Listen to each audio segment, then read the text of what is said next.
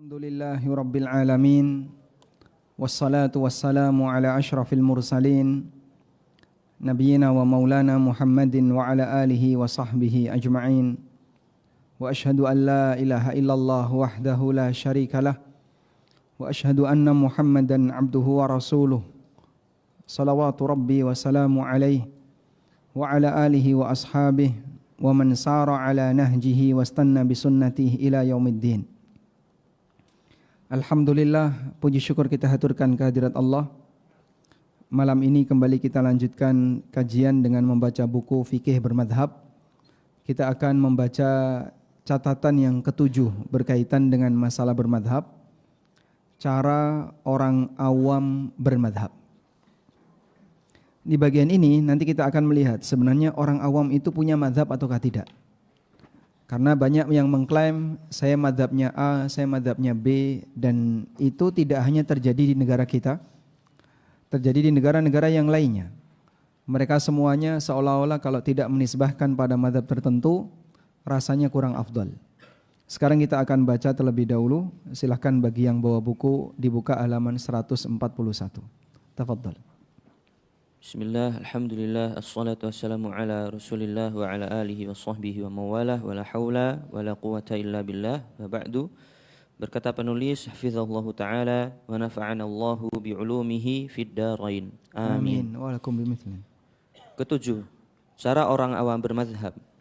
Sebagaimana kita bahas sebelumnya, bahwa masyarakat dalam bermazhab itu bertingkat-tingkat. Ada yang mengikuti metodologi dalam memahami dalil, meskipun bisa jadi berbeda dengan ulamanya dalam menyimpulkan hukum. Ada pula yang mengambil bagian hukum di kasus cabang, ahkam al-furu' tanpa memahami metodologi berdalil. Tingkatan pertama maupun kedua masih dalam ruang lingkup belajar. Artinya, keterangan tentang tingkatan bermazhab tersebut tidak berlaku bagi orang yang tidak mau belajar. Baik, ini poin penting ya. Jadi bermadhab dengan cara mempelajari isi madhab itu hanya berlaku bagi mereka yang dalam lingkaran kegiatan belajar. Kalau dia sudah nggak belajar sama sekali, tidak peduli dengan yang namanya materi, hanya ikut-ikutan, maka belum kita bahas. Dan kemarin kita memberikan satu ilustrasi bahwa cara orang bermadhab itu seperti ada orang melihat ada tokoh yang sedang memanjat pohon untuk mengambil buah. Ada sebuah pohon itu berbuah. Tidak semua orang bisa mengambil buahnya. Hanya orang tertentu yang bisa mengambil buahnya.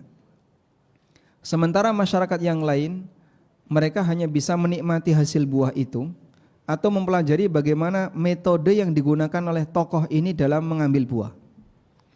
Pohon ini ilustrasi apa? Pohon ini adalah apa ilustrasi untuk pohon ini? Dalil.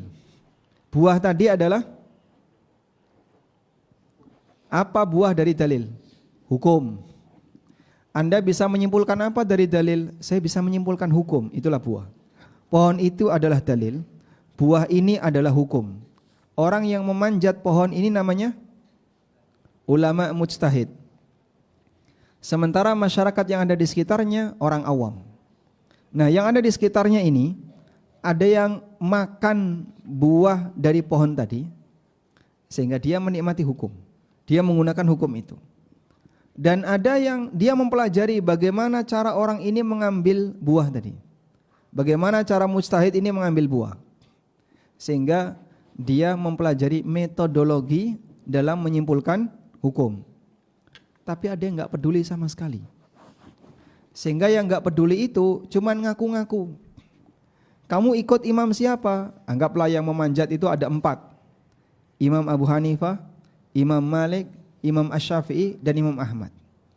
Saat dia ditanya, kamu ikut imam siapa? Dia mengklaim, saya ngaku penganut Imam Syafi'i, atau penganut Imam Malik, atau penganut Imam Abu Hanifah, atau penganut Imam Ahmad. Terus gimana rasa hukum, rasa buah yang kamu cicipi? Gak pernah makan. Itulah orang awam. Dia tidak pernah makan buah tadi. Maka bagaimana mungkin dia bisa tahu rasanya? itulah orang yang nggak pernah belajar. Sehingga orang ini mengklaim mazhab Syafi'i, ketika ditanya gimana cara wudu dalam mazhab Syafi'i, tidak ngerti. Loh, cara katanya mazhab Syafi'i. Tapi dia ditanya bagaimana cara wudu dalam mazhab Syafi'i, dia nggak ngerti. Bagaimana pembatal wudu dalam mazhab Syafi'i, tidak tahu. Mazhab Anda apa? Saya mazhabnya Maliki. Coba jelaskan gimana cara sholat bermadzhab Maliki. Tak tahu. Berarti dia tidak pernah mencicipi buah itu. Tapi mengklaim dia pernah menganut imam A, dia penganut imam B dan seterusnya. Maka orang seperti ini tidak masuk dalam kategori orang bermadzhab yang sejatinya. Karena bermadzhab hanya ada dua. Yang mencicipi buah dari pohon itu, satu. Yang kedua adalah orang yang mempelajari bagaimana cara imam ini dalam memanjat pohon, dalam memetik buah tadi. Sekarang kita akan lihat keterangan Ibnul Qayyim. Ibnul Qayyim mengatakan annal qaila annahu syafi'iyun aw malikiyun aw hanafiyun yaz'umu annahu muttabi'un lidzalikal imami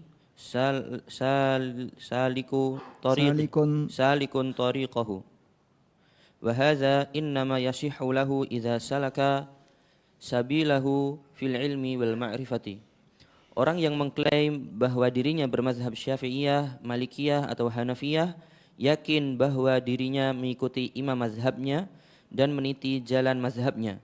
Pernyataan ini bisa dinilai benar jika dia menempuh jalan imam mazhabnya dalam mempelajari ilmu agamanya. I'lam al-muwaqqi'in.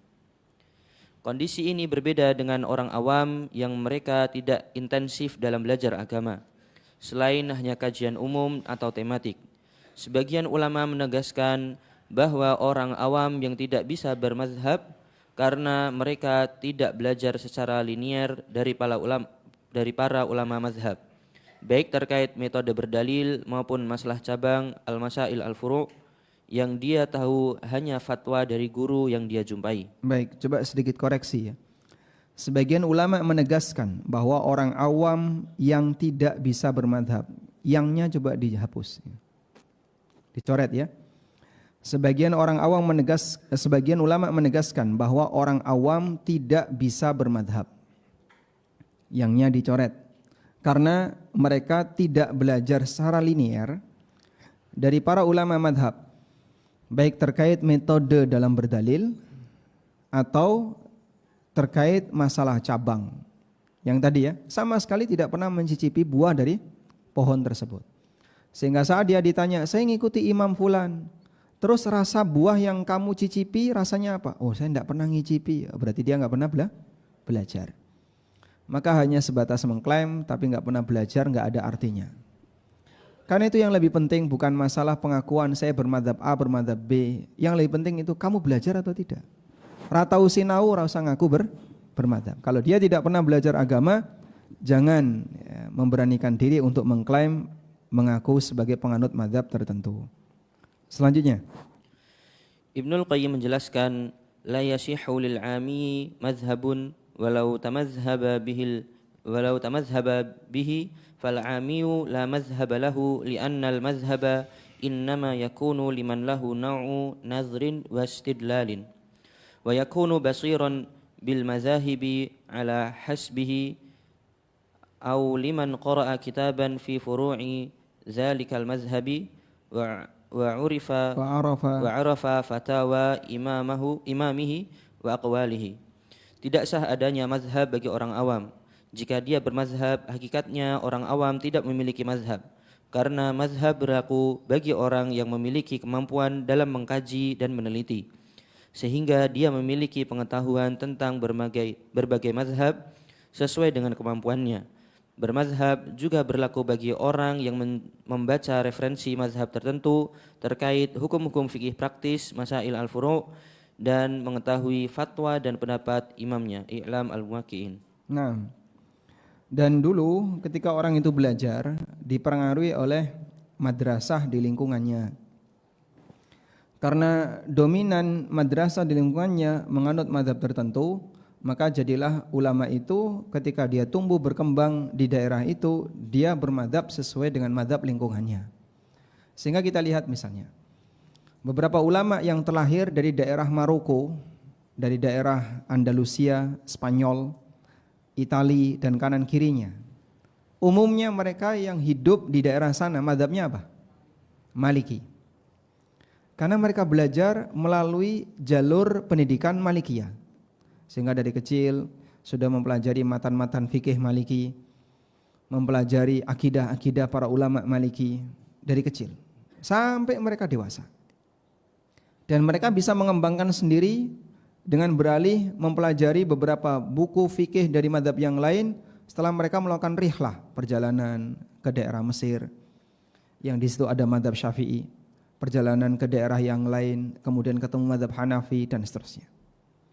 Demikianlah kondisi ulama di masa silam. Makanya terkadang kita bisa mengenali ulama ini mazhabnya apa cukup dengan melihat biografi kemudian tanah kelahiran. Sehingga beberapa ulama yang akhirnya Al-Qurtubi atau Al-Andalusi semuanya rata-rata bermadzhab Maliki. Tapi lain halnya ketika Anda ketemu dengan ulama di wilayah Khurasan, India dan kanan kirinya Pakistan, stan itu ya. Al-Khurasani itu rata-rata madzhabnya Hanafi. Sehingga ketika kita membaca biografi ulama ini berasal dari Khurasan, terlahir dari daerah Khurasan, wilayah timur dari daerah Islam. Rata-rata bermadzhab Hanafi, maka mereka umumnya bermadzhab Hanafi. Lain halnya ketika mereka berada di daerah mana misalnya Mekah atau Madinah, Al-Hijazi dari daerah Hijaz. Ini berasal dari ulama Hijaz. Al-Hijaz berarti umumnya Hambali. Nanti beda lagi ketika dia berasal dari daerah Yaman, Al-Yamani, Al-Misri, rata-rata bermadzhab Syafi'i. Nah, seperti itu hanya dengan melihat biografinya terkadang kita sudah bisa menebak dia dulu terdidik melalui jalur pendidikan madzhabnya apa. Karena mereka belajar dari kecil. Nah, sejalan dengan perkembangan waktu, alur madzhab seperti ini di masing-masing daerah beragam. Ada yang masih terjaga dan ada yang sudah tidak terjaga. Madzhab Maliki masih sangat terjaga kuat di daerah Afrika Utara, Maroko, Maghrib, kemudian Aljazair, Mauritania, itu rata-rata bermadzhab Maliki. Maka kalau Anda membaca misalnya ada ulama yang berasal dari Shinqiti, Shanaqitah. Ulama-ulama Shinqiti rata-rata bermadzhab Maliki. Mereka berasal dari Afrika Utara. Demikian pula ketika Anda berada di lingkungan Mekah dan Madinah. Para masyayikh yang ada di lingkungan Mekah dan Madinah yang berasal dari Mekah atau Madinah atau kanan kirinya dari Riyadh dan seterusnya rata-rata bermadzhab Hambali. Namun ternyata kalau Indonesia gimana, Pak? Apakah budaya seperti itu masih terjaga? Wallahu alam, untuk bisa mengukur ini perlu penelitian. Tapi jika kita lihat di beberapa pesantren salafiyah masa silam yang mereka hanya membaca buku-buku kitab kuning dan tidak memperkenalkan ilmu umum kecuali hanya sedikit, umumnya mereka membaca kitab fikih madzhab Syafi'i. Seperti Safinatun Najah, kemudian Fathul Mu'in, I'anatul Talibin. Ini beberapa kitab yang sering kita kenal dipelajari di beberapa pesantren dan lembaga pendidikan ma'arif. Tapi ternyata ini tidak berkembang di masjid. Sehingga di masjid berbeda dengan yang ada di pesantren. Sebab di masjid kajiannya kajian tematik. Begitu sudah sampai masjid beda dengan yang ada di pondok. Makanya jamaah masjid madzhabnya apa? Jamaah masjid madzhabnya apa? Enggak jelas. Enggak jelas, Pak ya? Enggak jelas, enggak punya madzhab. Dan itulah kondisi orang awam. Pada umumnya mereka tidak belajar melalui jalan madzhab tertentu. Tapi saya belajar fikih, Pak. Buku apa yang Anda pelajari? Umdatul Ahkam. Terus apa lagi? Bulughul Maram. Itu belajar teks hadis. Hadis, syarahnya tergantung yang ngisi. Kalau yang ngisi liberal dikit, nanti jadi nuansa liberalnya yang dominan.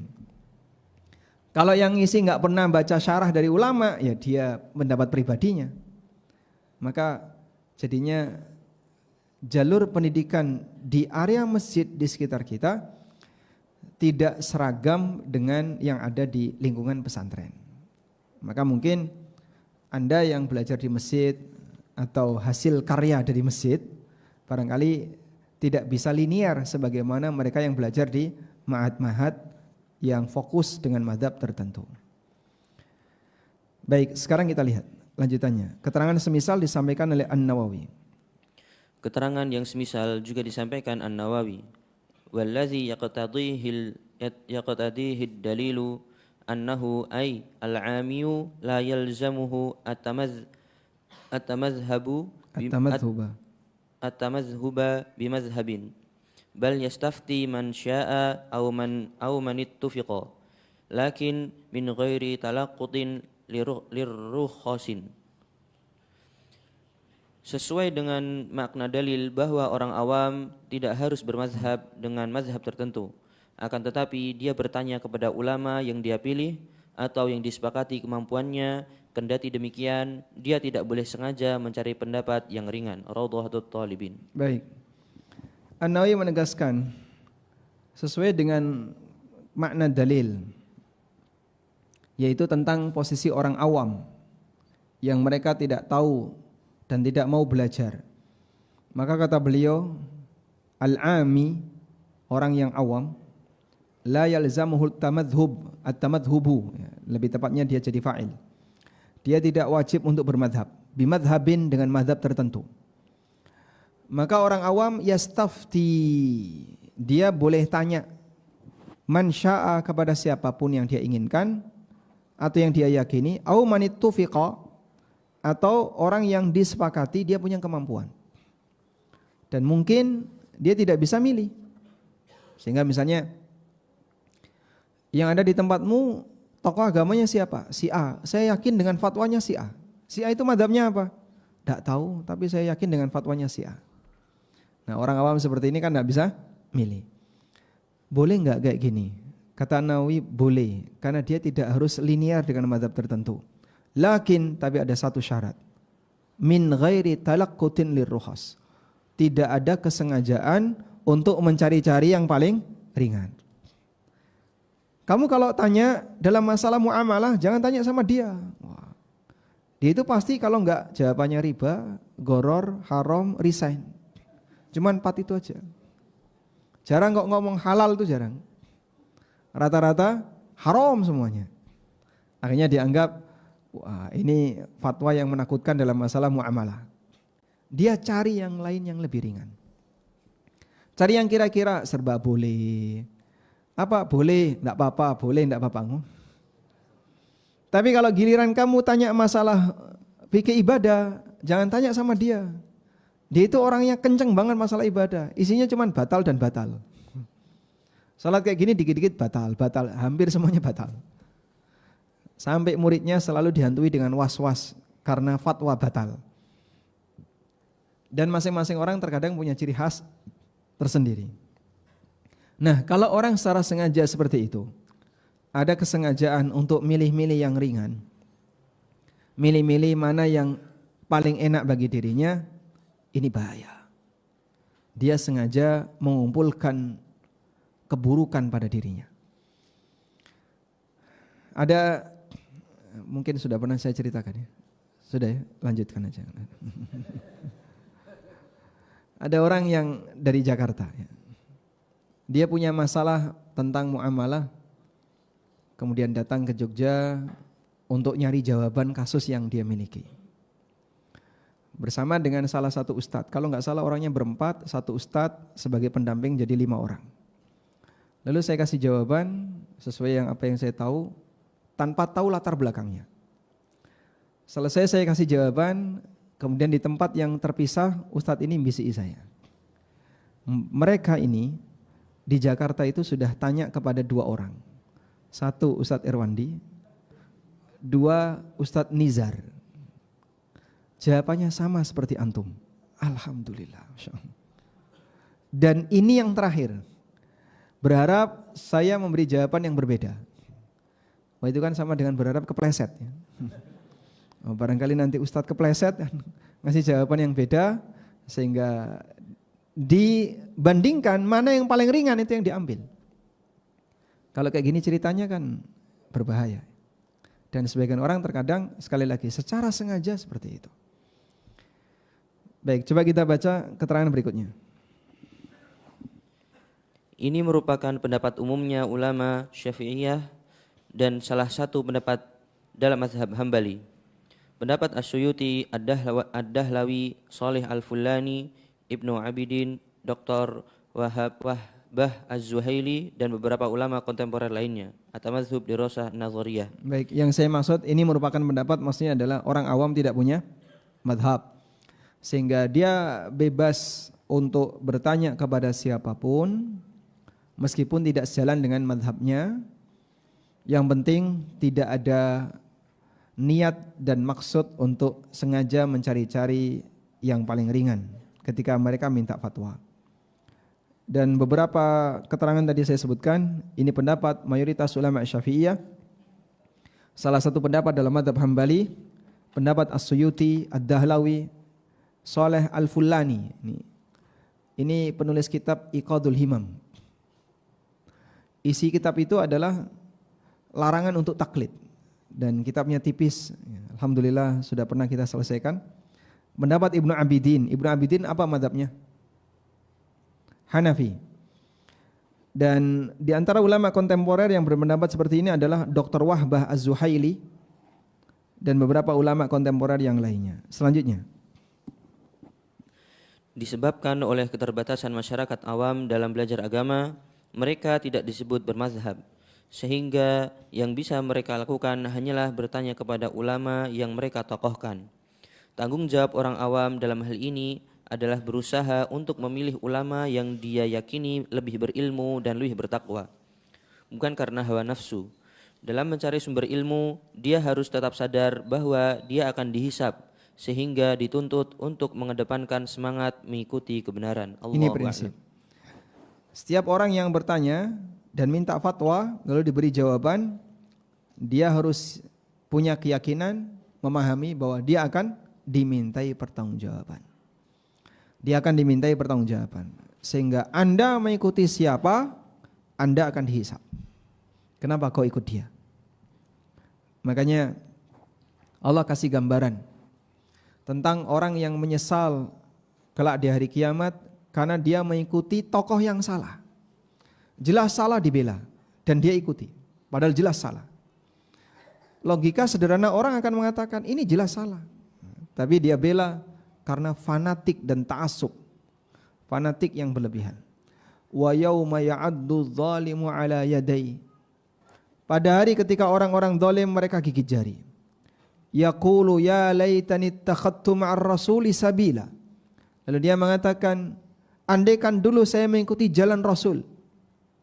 Ya wailata laitani lam attakhidh fulanan khalila. Sungguh celaka aku. Kenapa dulu saya telah menjadikan fulan sebagai kekasihku, orang dekatku. Kemanapun dia bergerak aku ikuti. Laqad adallani 'anidz dzikri ba'da id ja'ani. Sungguh ternyata fulan itu telah menyesatkanku. 'Anidz dzikri, dari peringatan Allah, ba'da id ja'ani, setelah peringatan itu datang kepadaku. Wa kana syaitanu lil insani khadzula. Dan setan kelak di hari kiamat khadzulan, enggak mau bantu lil insan, manusia. Sehingga dulu dia jadi korban setan manusia. Dan apa yang dia ikuti, orang yang dia ikuti enggak mau bantu sama sekali. Lah aku tersesat, kenapa kau tidak bertanggung jawab? Ya urusan dewe awakmu. Karena dulu saya juga tidak memaksa kamu, kau ikut aku, kenapa kau ikut aku? Padahal sudah jelas-jelas dalam posisi salah. Allah kasih manusia logika untuk berpikir, sehingga dia bisa menimbang. Kalau kayak gini, kau masih punya alasan apa untuk membela? Jika sudah tidak ada alasan untuk membela, tapi tetap dia bela, latar belakangnya apa? Karena dia satu kelompok dengan aku, satu ormas dengan aku. Kau tidak dihisap atas nama ormas, kau dihisap pribadi masing-masing. Makanya berbahaya semua bentuk fanatik dan ta'assub terhadap golongan tertentu, karena ini bisa menyebabkan seseorang akan menyesal ketika yang dia ikuti dalam posisi salah. Baik, sekarang kita akan beralih ke kasus ke-8. Kasusnya adalah tentang bolehkah menggabungkan madhab. Jadi misalnya dia sholat subuhnya kunut, berarti ngikuti madhab Syafi'i. Udah? Dan dalam madhab Syafi'i, bersentuhan suami istri batal wudu. Pas lagi tawaf, pindah madhab. Karena gandengan suami istri, kalau enggak bojoku hilang. Akhirnya terus gimana Pak? Tawafnya kan berarti tidak boleh bergandengan suami istri. Terus kesentuh dengan istrinya, desak-desaan kayak gitu. Sudahlah, pindah madhab. Nah, kayak gini boleh enggak? Dan apakah itu yang disebut dengan talfiq madhab? Coba kita lihat di sini ya. Sekarang kita mau bahas tentang menggabungkan aneka madhab, talfiqul madhahib. Tafadhal. Kedelapan, menggabungkan aneka mazhab atau talfiq al-mazahib. Talfiq berasal dari kata laffaqa yulaffiqu, yang artinya menggabungkan objek yang terpisah dengan ikatan tertentu. Menggabungkan beberapa mazhab dalam satu amal tertentu diistilahkan dengan talfiq al-mazahib. Menggabungkan dua objek yang terpisah dengan ikatan tertentu namanya talfiq. Madhab A dengan madhab B terpisah, tapi digabungkan dengan ikatan tertentu, namanya talfiq al-madhahib. Selanjutnya, dalam ensiklopedia fikih dinyatakan al-muradu bit-talfiqi bainal mazahibi akhdhu sihhatil fi'li min mazhabaini ma'an ba'dal hukmi bibutlanihi ala kulli wahidin minhuma bimufradihi. Yang dimaksud dengan at-talfiq antar mazhab adalah mengambil ruang hukum sahnya sebuah perbuatan dari masing-masing mazhab setelah diketahui hukum batalnya perbuatan tersebut jika ditinjau dari masing-masing mazhab al-masu'ah al-fiqhiyah. Sebagai contoh, kasus tentang pembatal wudu. Pertama, menyentuh wanita yang bukan mahram tanpa pelapis termasuk pembatal wudu dalam mazhab Syafi'iyah, tetapi bukan pembatal dalam mazhab Hanafiyah. baik. Menyentuh wanita yang bukan mahram pembatal wudu dalam madhab Syafi'i. Menyentuh istri batal wudu enggak menurut madhab Syafi'i? Jadi yang berstatus sentuhan yang batal wudu adalah sentuhan dengan lawan jenis yang bukan mahram. Kalau mahram tidak batal. Ya? Berarti sentuhan suami istri batal wudu atau tidak? Batal wudu atau tidak? Dalam mazhab Syafi'i. Kok ragu? Batal wudu atau tidak? Batal. Kenapa batal? Suami istri bukan mahram. Karena ada yang salah paham. Loh, dalam mazhab Syafi'i kan yang bukan mahram yang batal wudu. Suami istri kan mahram. Suami istri mahram enggak? Mahram atau bukan? Bukan. Kalau mahram enggak boleh nikah kan? Karena definisi mahram adalah orang yang tidak boleh kita nikahi. Selanjutnya, kedua, keluarnya darah dari selain kemaluan termasuk pembatal wudu menurut Hanafiyah, tetapi bukan pembatal wudu menurut Syafi'iyah. mimisen itu batal wudu enggak menurut Hanafi? Lihat di buku. Tadi, keluarnya darah dari selain kemaluan termasuk pembatal wudu menurut Hanafiyah. Mimisen itu batal wudu enggak? Batal. Dalam mazhab Hanafi mimisen batal. Kenapa? Keluar darah. Loh, tapi kan bukan dari kemaluan. Semua keluar darah batal wudu. Kalau dalam mazhab Syafi'i, keluar darah dari kemaluan yang batal wudu. Kalau selain kemaluan, mimisen, terus keluar darah dari telinga misalnya ya, atau dari mata, atau dari luka, itu tidak batal wudu. Baik, bagaimana talfiknya? Nanti setelah adzan Isya. Wassallallahu ala nabiyyina Muhammadin wa ala alihi wa sahbihi wasallam.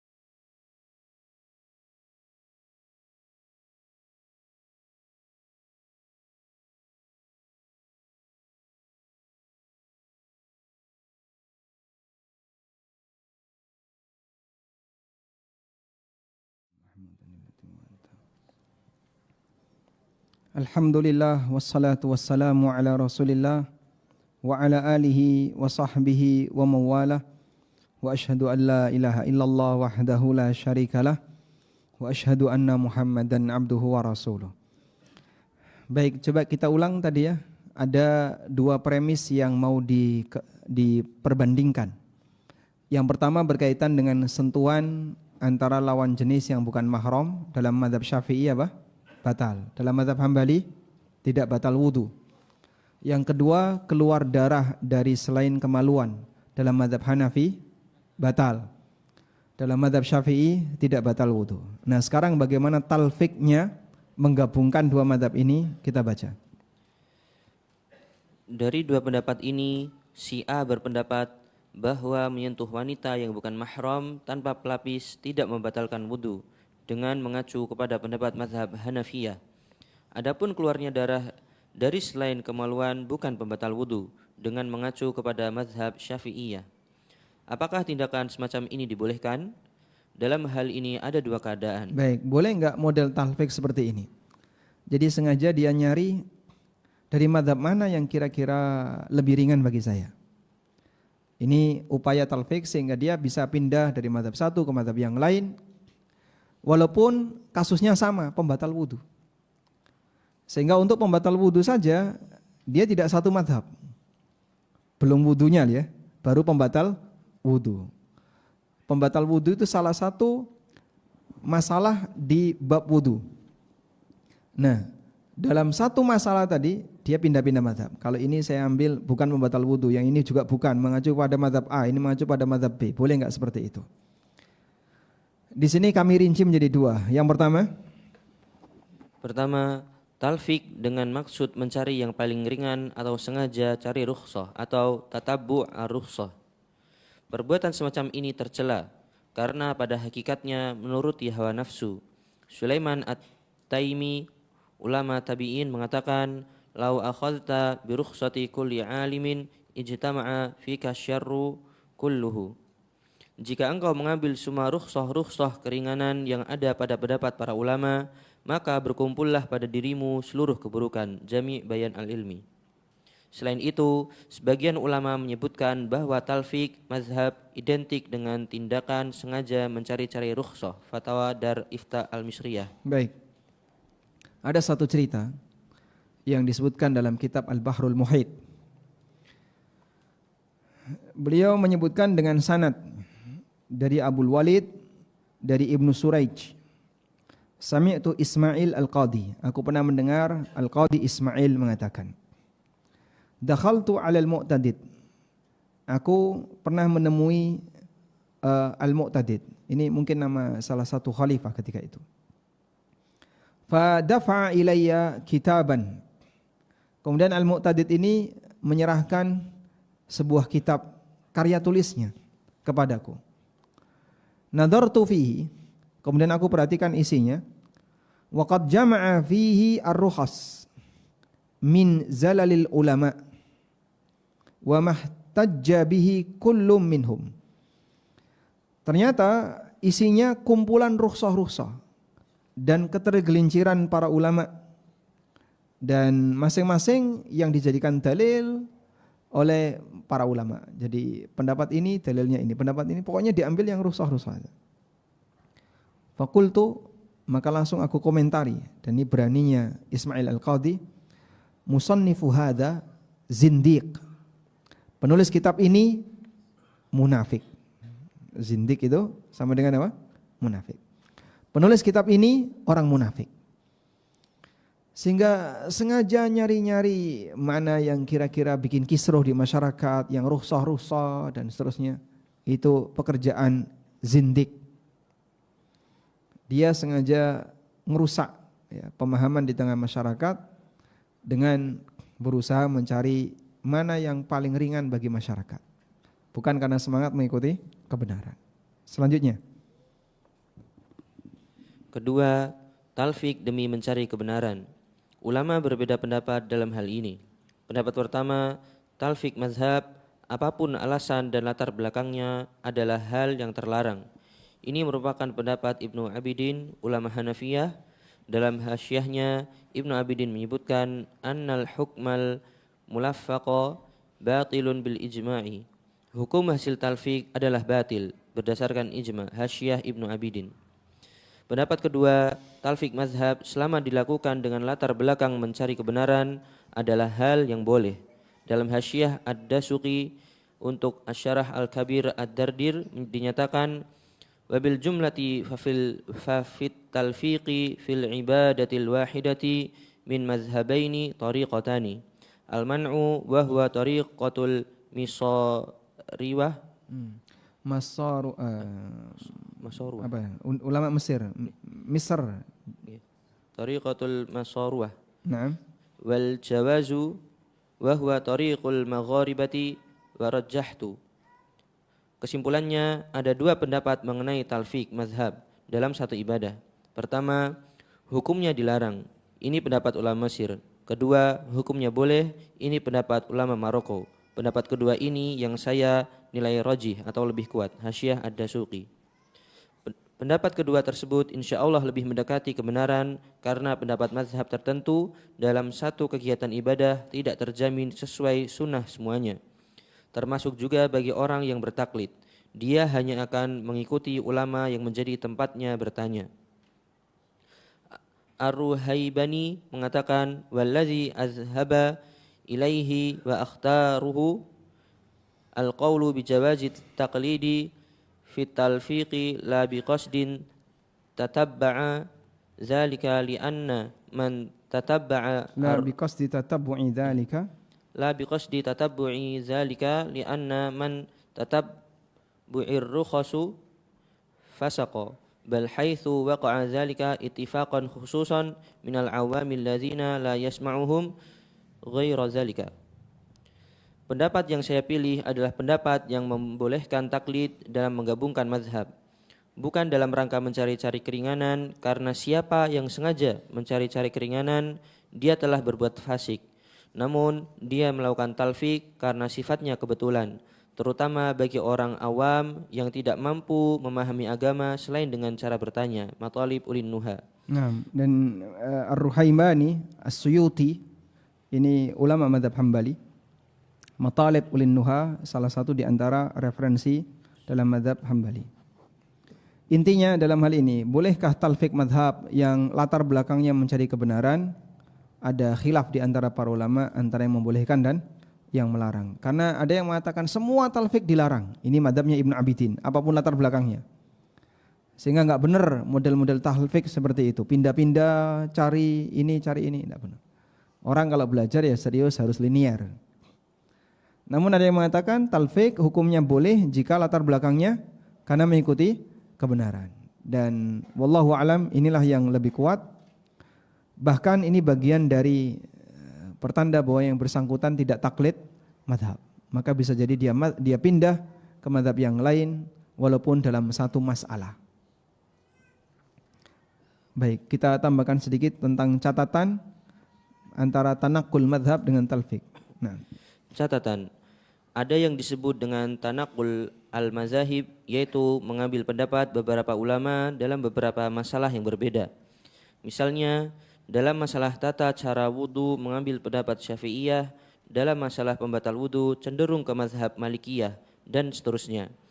Berbeda dengan talfik mazhab, di mana talfik bentuknya mengambil beberapa pendapat ulama dalam satu masalah yang sama. Misalnya dalam masalah pembatal wudu menggabungkan pendapat bahwa menyentuh wanita yang bukan mahram tanpa pelapis bukan pembatal dalam mazhab Hanafiyah, meskipun termasuk pembatal wudu dalam mazhab Syafi'iyah. Dengan pendapat bahwa keluar darah dari selain kemaluan bukan pembatal wudu menurut Syafi'iyah, meskipun termasuk pembatal wudu menurut Hanafiyah. Al-Mawsu'ah Al-Fiqhiyah. baik, insyaallah bisa dibedakan ya. Kalau tanakul itu linear di satu pembahasan. Wudu semuanya satu madhab. Salat semuanya satu madhab. Kalau talfik, jangankan satu masalah, jangan satu materi, satu kasus saja dia bisa beda-beda. Wallahu alam. Baik, mungkin demikian yang bisa kita bahas. Semoga bermanfaat. InsyaAllah di kesempatan berikutnya kita akan membaca tentang larangan memaksakan mazhab kepada orang lain. Wassallallahu ala nabiyyina Muhammadin wa ala alihi wa sahbihi wasallam. Wa akhiru da'wana anil hamdulillahi rabbil alamin. Wassalamu alaikum warahmatullahi wabarakatuh.